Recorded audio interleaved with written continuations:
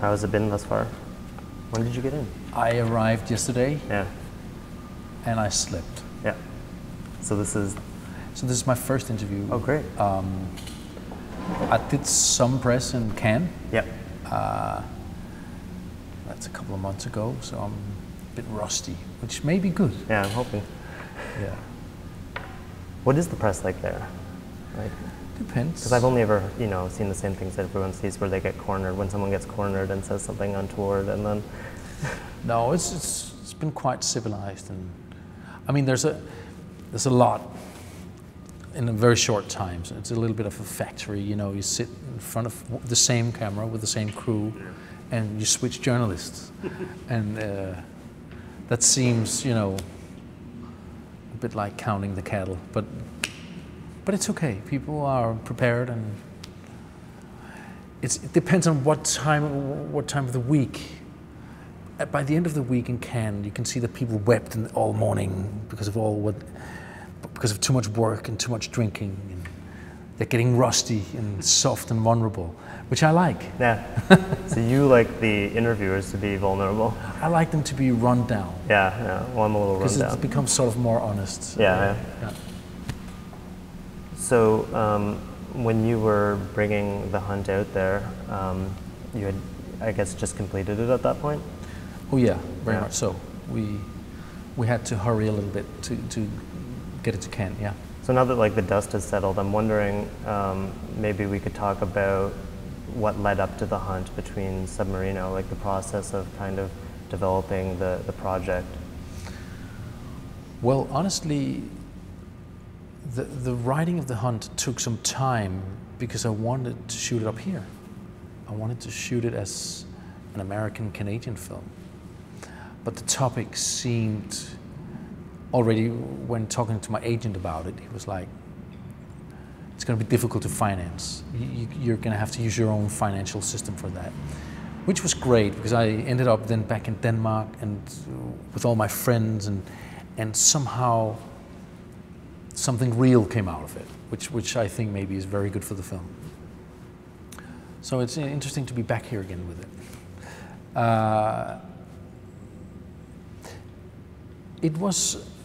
The film is a little bit, a mirror of something I did before. I did a film about a man, it's called Festen, the celebration. Yeah, and this film was sort of meant to be the antithesis of that film, if you know what I mean.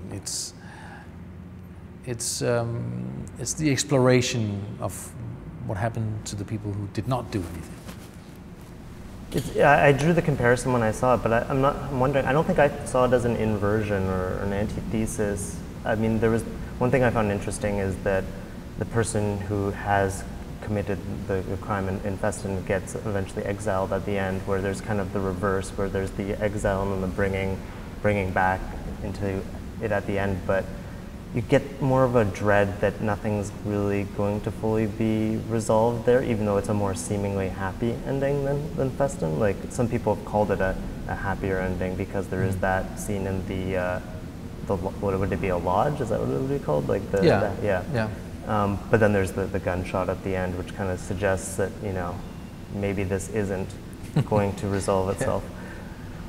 sort of a French ending. But I mean, this is where it started. It started with a children's psychiatrist knocking my door saying, you made Festen, and I said, yeah.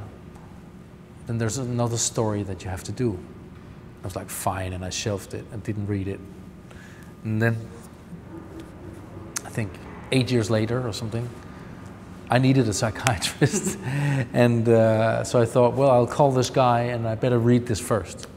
And it sort of came out as something I really found both very dramatically interesting, but also, I don't like calling it important. I'm not a priest, I'm not a moralist.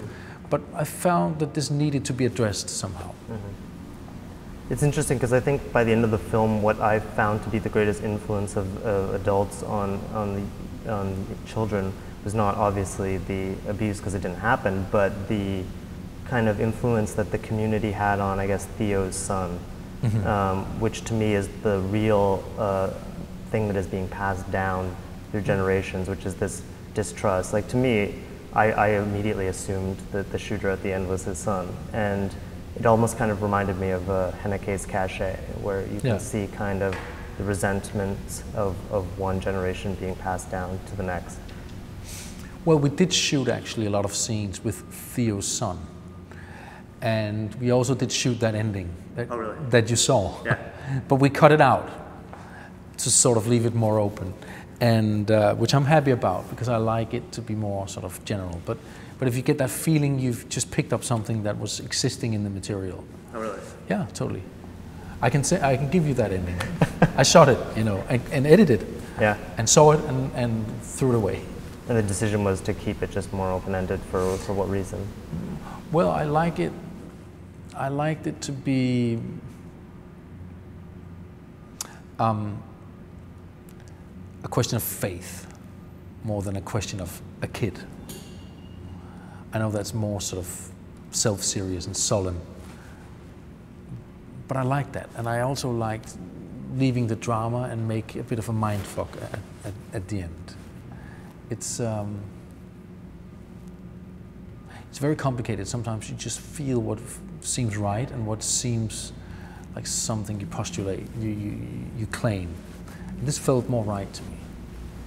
And you say faith, and you've kind of described Lucas's character almost as like a devoutly religious person, even maybe without the religion, but for his faith and kind of man will eventually realize there'll be a humanity that comes out.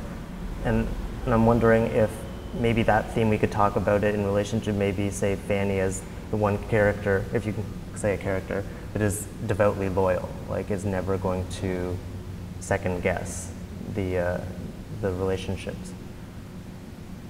Are we talking about the religious aspects? I was thinking religious in the sense of not specific religions, but devoutness to an ideal, maybe. In this sense, that would be humanity. Yeah. Well, he's a helping character. He's in many ways a good Christian Dane who sort of tries to carry people through their lives and who's very sort of open-hearted and very just, I think, and almost even chaste in the beginning. That changes a little bit, but so there is something godly about him, I guess, in his own sort of very real, humbled kind of way. And you're right, his only sort of real friend is his dog, I guess. I don't see that as very divine, though, but there's his son, there's also his girlfriend, but still they're doubting a little bit. You can doubt them easily. Yeah. I guess Fanny may stand for the absolute purity in this film. Or loyalty, at least. Yeah, that's right. It's very interesting to have these conversations. I mean, writing a script is a very naive and even it's not full of analysis. It's flesh and blood. It's stupid in a way, and it's supposed to be. If you want to talk about love or revenge in a film, you have to give into it and sink into it in its own banal way. Then after you can be clever.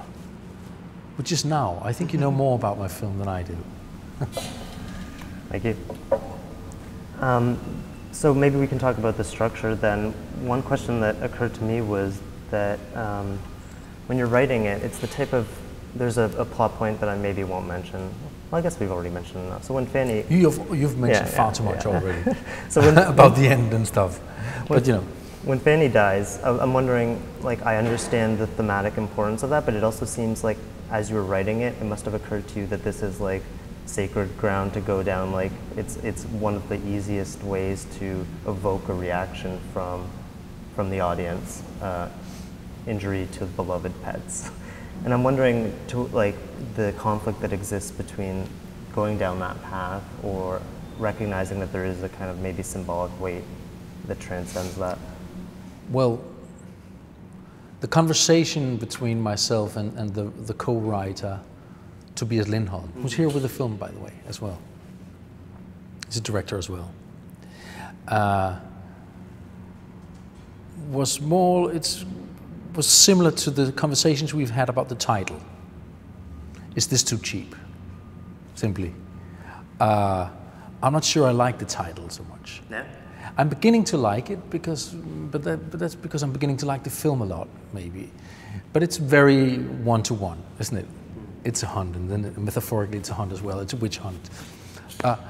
And again, when you start hurting animals, it can also become like a cheap emotional trick. But we did feel that the animal was important to show his solitude, his loneliness. This is his friend. He doesn't have sex with anyone, and especially not his dog, of course. And he's alone with a dog, which felt right for us, because it felt lonely. And then again, as you say, since this is the most loyal friend he has, this is where we have to punish him. That's the mathematics of drama, you know. And I've ended up liking it a lot, because it doesn't feel, I don't think it tips over, I don't think it's cheesy, but we were afraid of that writing it. On a formal level, one thing I couldn't help but notice was the kind of persistent zooms or maybe tracking in on characters' faces that you have as kind of a rhythmic device in the film. I was wondering... Do I have that? Well, the DP of this film, who also shot my last film, Submarino, she's got something very pure about her way of shooting, which I love. She's not too mannered. So if we move the camera, if it tracks, it's because we've had a full 2-hour, very deep intellectual conversation where I have to persuade her to move the camera. And then I've succeeded to convince her that there's a reason to go towards these eyes. Other than that, she's really trying to find take away all the manners, find the purity, such as we did a little bit with Dogme back then. In her own way, she's pursuing that as well, which I really like for a story like this. The tracking towards a character is a way. It's a rhythmic device. Yes, it's a way of emphasizing things, and it's a way of pointing out things. It's a question of the music of the film, I guess. It also made me think of the fact that early on in the film there is the conversation between Lucas and Theo talking about kind of like the tell, like how he can tell when Lucas is lying. Yeah. And it's that kind of analysis of the face that is also the crux of, like, can you tell if someone committed something like this? Or do you put that into the face of people? Yeah. Well, for us, that was a dramatic device, you know, that was going to tell that these people know each other very well. They're inseparable. And to emphasize the value of knowing each other that well was important for us. And of course, we also needed something to, how do you call that, to remove the spell at the end. Distanciation, maybe? Like, is it like? Well, we needed a magic trick. Okay, I see, yeah. Suddenly they all find him innocent.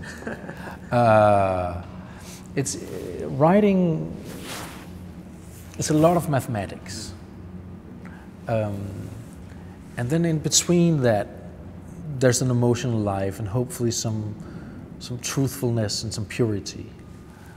But there's a lot of tricks, and there has to be. It's the way of framing a story, you know, and the story about the eyes and the truth from the eyes is very much about, you know, bonding these people and pulling away the magic at the end. What do you call that? A spell? Yeah. When you put a spell on someone. Yeah. When you're writing a project like this, and there's a kind of a tradition in cinema history of films like this, actually, like notable ones like Am, or even the tradition of the wrong man film, where someone's been accused of something that they're trying to escape. And I'm wondering to what extent that, beyond Festen, what influence those films may have had on this. Not much. I mean, sometimes when I was writing and I saw Harrison Ford running in front of a train I thought, well, I'm on a wrong path. Maybe we should bring back, you know, Mads Mikkelsen and this emotional life. But other than that, it was more influenced by. I'm always influenced by the same 4 or 5 films. You know, I'm always, yeah, Festen in this one, and also Haneke was a little bit, you know, again, I find him very, you know, it's very, he's, I guess, the most interesting thing happening in European cinema at the moment, and so those were the films, and then Deer Hunter. But then, again, we were also afraid of being too close to that, especially given the title. So we sort of pulled back from that, and, you know, we found our own little world in this film. And what we tried to find was the purity and the truthfulness and the goodness of all these people, of all of them. Not only the dog or Mads Mikkelsen, but all the others. We wanted to find the good-hearted, provincial, isolated Dane, and see what happens when we put this in a sort of Hans Christian Andersen kind of way. It's just a drop of evil put into a very beautiful little society. It was very important for me that there's a life before this happens. It's always important to me that there's a life before the film you're telling. That if this was not happening to these people, there would have been a life existing and going on anyway. This is not just a plot. We talk a lot about past in every shot we do, in every scene we write. We talk about what is the past, what is the immediate past, right before, what happened right before, what happened years before, what have combined these particular people. So we're trying deliberately to create a film around the film. What are they hiding from us? What are they showing to us? So what's below the film, what's above the film, and what's after the film, or what's before the film, so to speak. And that's a great deal of our work, is to create this life that is happening around the lake in the beginning. And viewers tend to be cued towards that with small town films, because you're more aware that there are relationships between all of these people that pre-exist, and a lot of reviewers have commented on this being, you know, a small community, and drawing a comparison to Denmark. But was it like specifically meant to be that localized, or was that just happened to be the setting of a story that could realistically happen anywhere? I think this story could happen anywhere, but it has to be an isolated place. But there are other isolated places than Denmark, especially here in Canada. Yeah. I mean, it would have been great out in the big forest here. And when you watch the movie, you can still see some pine and some logs and a little bit of hunting, and which I guess is a small trace of the Canadian past that this film had. And it was even Swedish at some point. But no, I guess it's more about isolation and witch hunt than it's about Denmark. It's when you start the scenes at the kindergarten, they tend to become particularly Danish, I think. Yeah.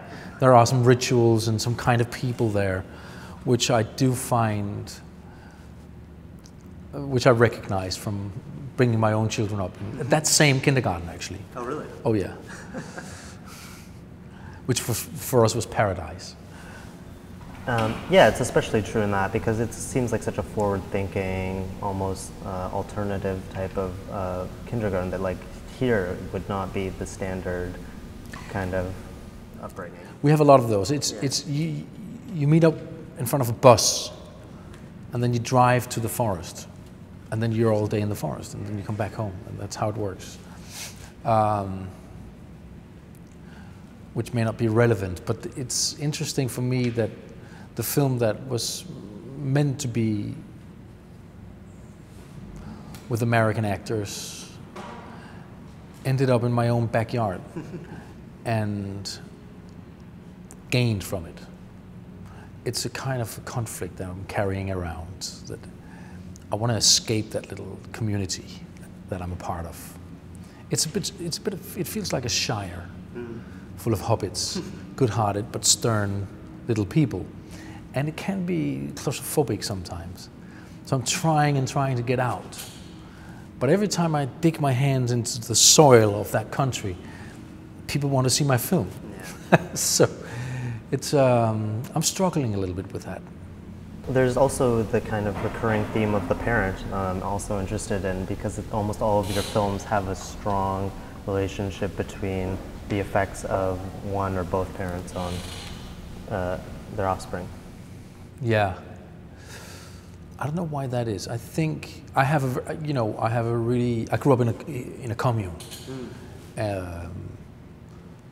like an intellectual freak commune, which was really great. I loved it, and I'm going to make a film about that as well. And I do have some nice parents, and it's not dysfunctional in that sense.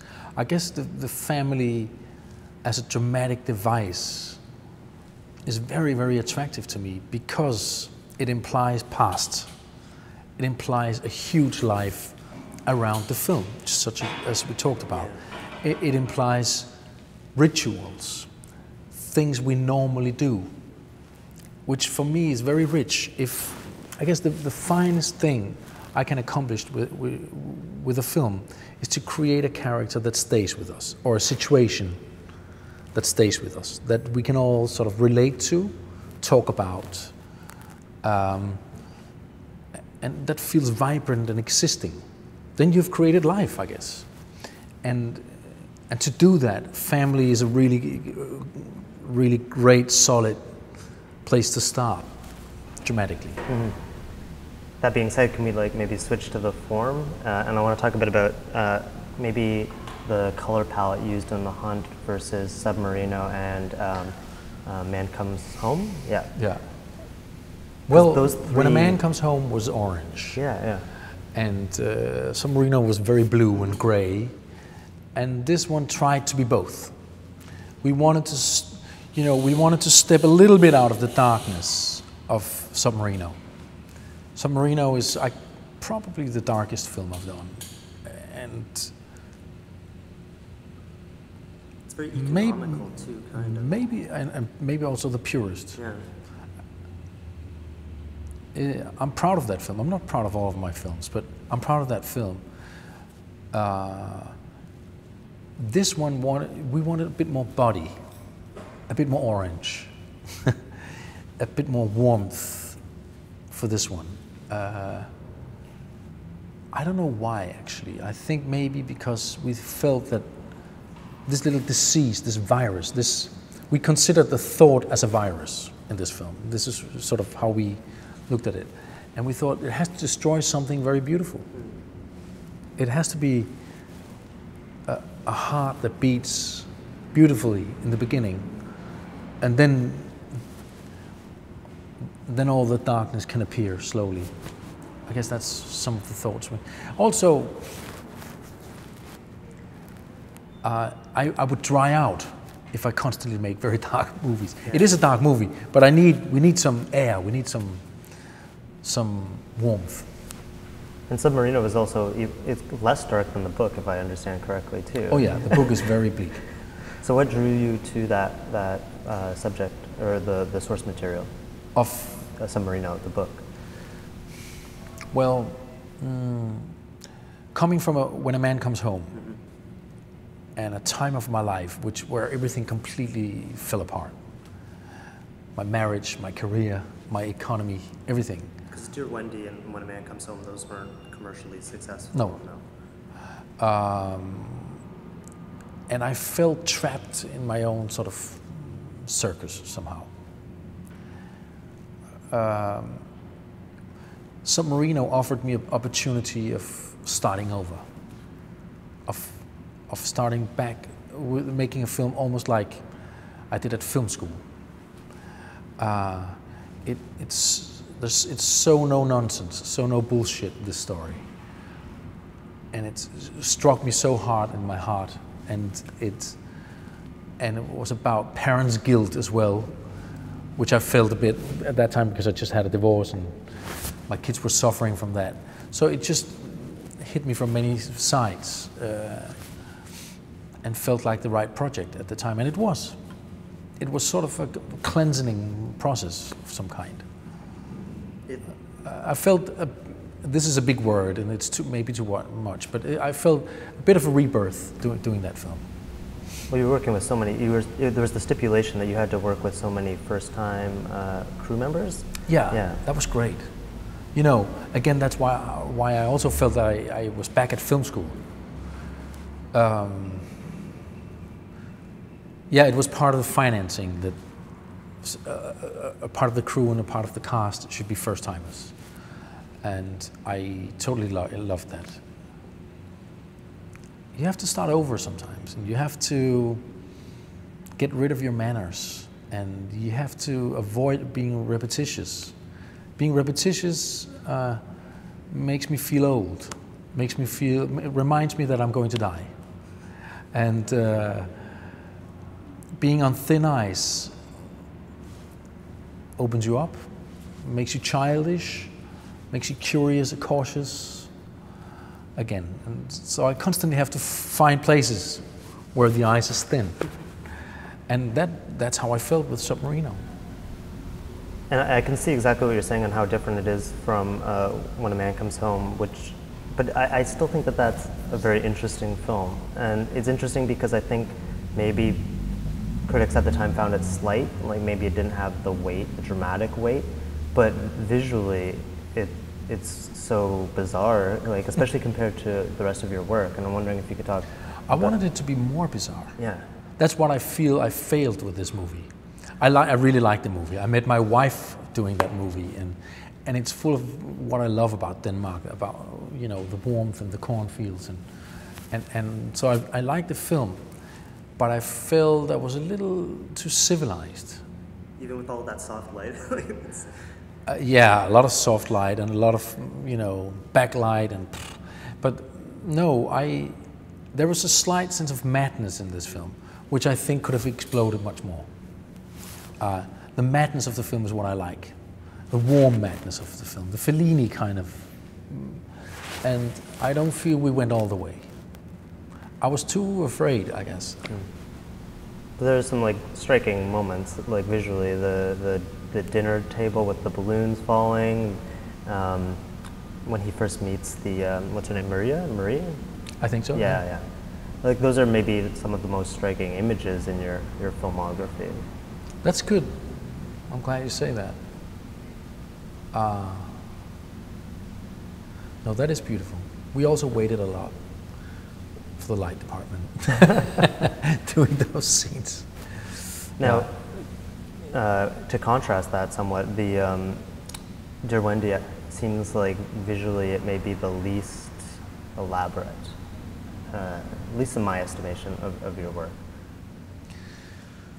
Yeah, same DP though, Anthony Mantle.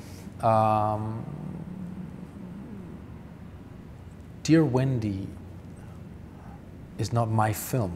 It was the first film that I've done which is not mine, which was a very interesting and also very complicated experience, because I suddenly constantly felt there was something out here that I had to pull towards me. Yeah. I felt that the little family I made with the actors and Jamie Bell and all these wonderful personalities, that created some real life.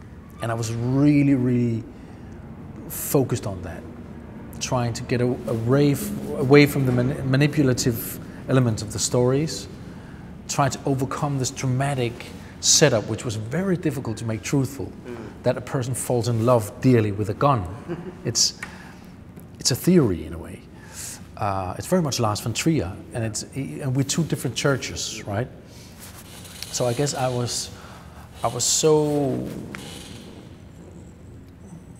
so focused on that, trying to create life among the actors, that Anthony had to stand back a little bit. I remember doing takes, 17-minute long takes and stuff like that, which gave him less of a chance to be prepared to do something striking and beautiful. But I did like it though. I thought it was beautiful. He's an absolutely brilliant photographer. Was that a project that you felt maybe either needed to go down that absurd route a bit more, or to dial it back more? Because it seems like it's pulled in two directions, kind of as you're describing.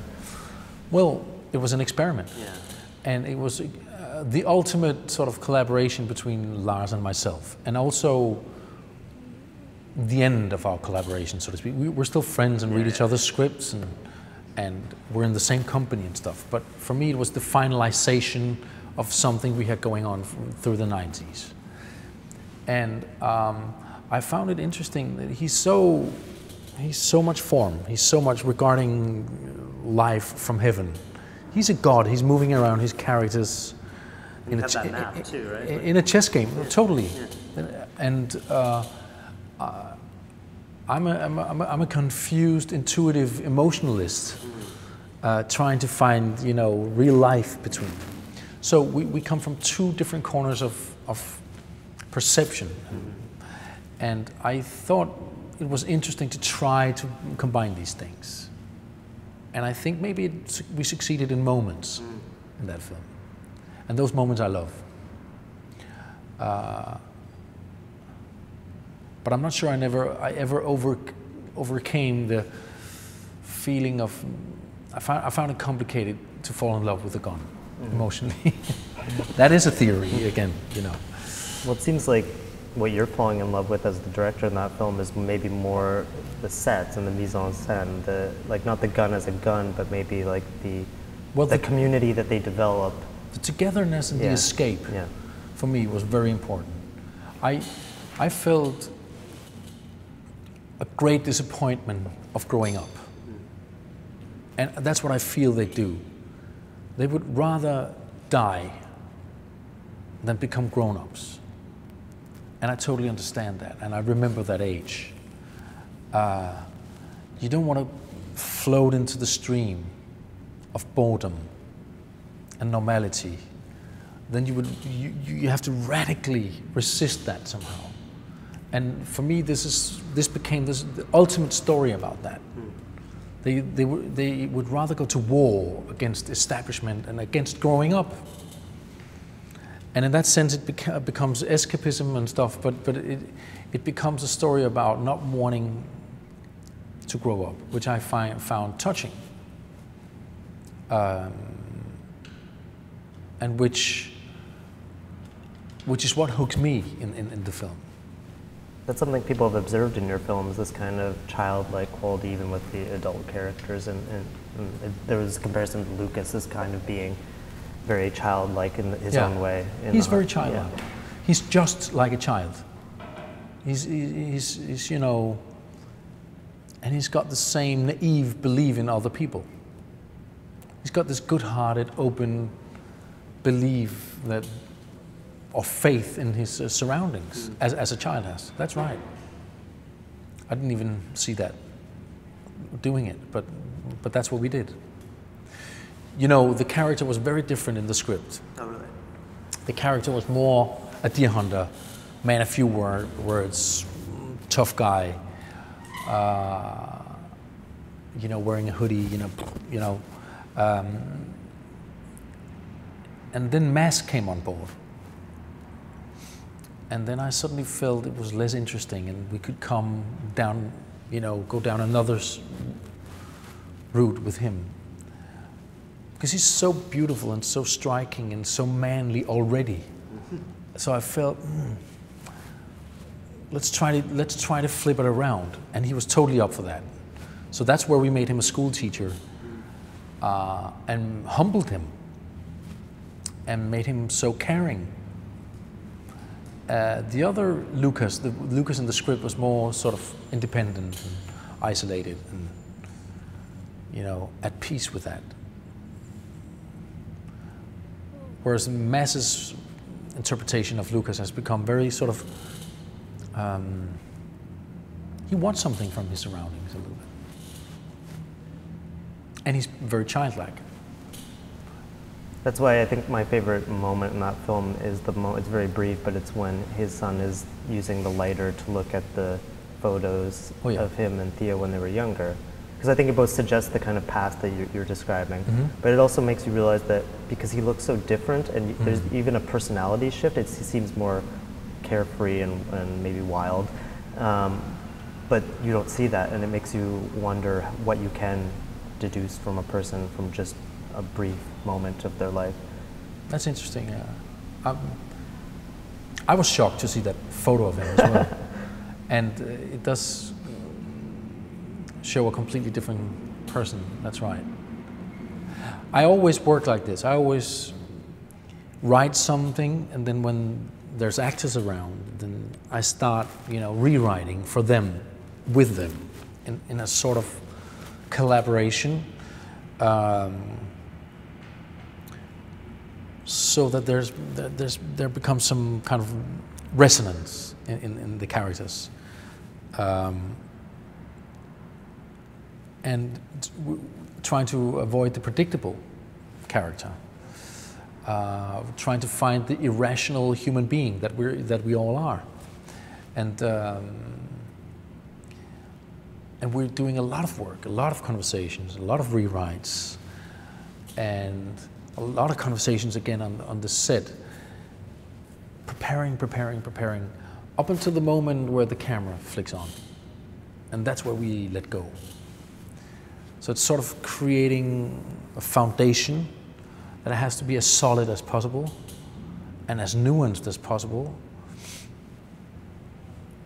And then maybe you can get those moments that you can never direct or ask for, but that comes out of preparation, out of feeling free from being very well prepared, you know. And Mads was very eager to dig into this as well. He's a fantastic guy to work with. He's constantly asking questions and constantly wanting to improve the situation, constantly attacking stuff that seemed unbelievable. And so do I. So it was, you know, very, very intense collaboration, which I really loved. How much adjusting or rewriting happened for It's All About Love, which I should also mention is my favorite film. Thank you. It's All About Love is my troubled child. Whoopsie. The inside? Yeah, it's just on your foot there though. That's... It's All About Love is my troubled child in the sense that it's the one I love the most, and it's the one that behaves worst socially. I don't understand. Well, maybe it's because I didn't see it when it came out, but... Well, I do understand. Because dramatically, it's at moments totally dysfunctional. In a normal dramatic context. And film has become the most conservative art form. And that makes the audience very lazy. You have to go to France to make people understand something just a little bit challenging, you know? And It's All About Love was sort of a poem, a worried sight into the future, which I love talking about. But the character work on that film was more difficult because I did have some rehearsals with Claire Danes and Joaquin for a week or so, but they're Americans, they're not used to that. And they were so interesting to look at already. But yeah, we did it. We did the same thing. But It's All About Love was about so much other stuff, and it was such a big machinery. I really enjoyed doing that film. I want to ask about the Sean Penn character and kind of what you were looking for from that element of the story. Well, the man in the plane is a character who, instead of having fear of flying, has fear of not flying. And for me, that was a comment on modern living. A living in constant transit, constant movement. We're moving around all the time. With our work, we bring our own little platforms and we sit and write and we communicate, and we're in constant transit, which means that we're everywhere but nowhere at the same time. It means that people sit at home with their families and eat dinner, and they're somewhere else. And then when they go on journeys or when they work at film festivals, they miss their children. So there's a constant lack of sinking into situation. And for me, we claimed in that film that makes love impossible. You can't make love on a phone. You can't really live among other people in constant transit. And that's why we had people dying in the street, and that's why we had the man in the plane, sort of as the two, what do you call the polar opposites of that film. I could have made a whole film about the man in the plane, but someone else did. This film not so many years ago. Oh well, whatever. But I loved that idea that he was afraid of not flying, and could have made many more scenes with that. He's also on the periphery of the story, like he's not in it as much as any of the other characters, but he also, ironically, kind of has the most wisdom about the situation to some extent. He's kind of a godly figure. And it was Sean Penn. He had a couple of days in his calendar, you know. So that all had to fit together. It's filmmaking is a clash between high ideas and reality. And I think he actually ended up shooting Sean Penn in a 18-hour day. So he had to be sort of, afraid of the story, not partaking in it.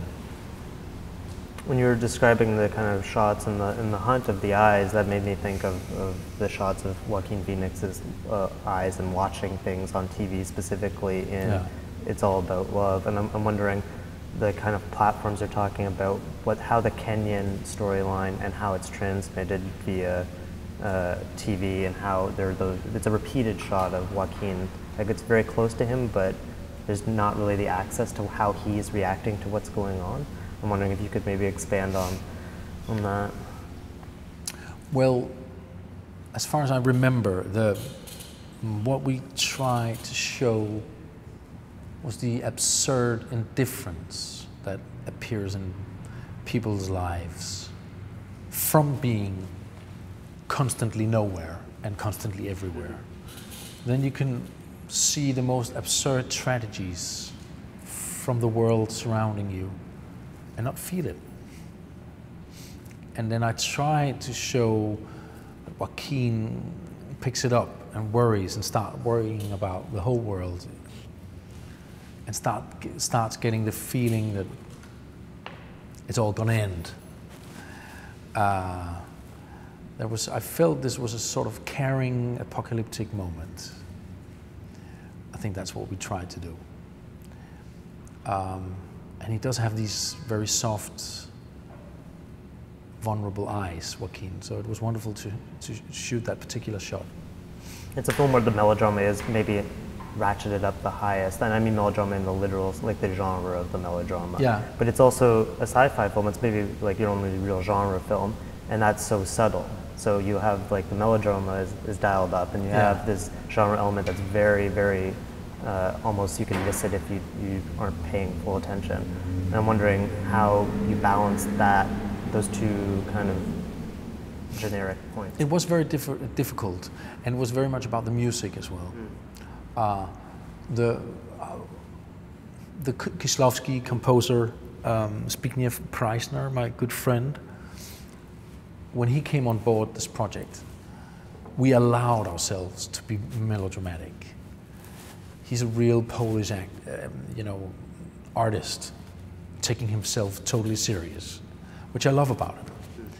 And he also took the film very serious, and he gave it sort of the melodramatic, apocalyptic grandeur, which really upped that part of it. And so the music was very much a part of that. The science fiction element was always, for me, meant to be very subtle, in order not to create sort of a layer between me and the audience. And I think we succeeded in many moments. I found it very difficult in the snow at the end. We didn't have the money to shoot it in real snow, which I think was a compromise for the film. And also there were some absolutely wonderful scenes in the film, in the script that we never made. We had a scene where all water in the world froze to ice in a flicker of a second, with children in pools freezing and what do you call these water stations exploding and stuff like that, which was absolutely wonderful and a great symbolic value and just not affordable. I think it's improved by it though, because it makes it that much more subtle. Maybe so. And it gives like a limited range to what you know is happening in the world. Maybe so. It's very interesting with this film. It sort of appears more and more places, especially from young people like yourself, and women. Oh, really? Yeah. Men of my age, they don't get it. I don't know why. It's very interesting. I'm very proud of that film, even though it was some very painful years right after having done it.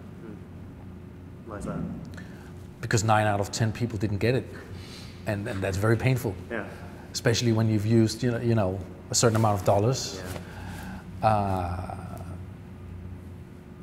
And also, especially when you've made this monster of a film that even though it was big somehow, and with movie stars, it was very, very vulnerable. It's a vulnerable film. Joaquin is such a vulnerable character in it, and so it was easy for the reviewers and stuff to kill it. So that was painful, but still, for me, it's the most important film I've done. Thank you. Thank you. Was it okay? Good. Very good. Thanks so much, Thomas. Thank you. Thank you. Thank you so much. Great.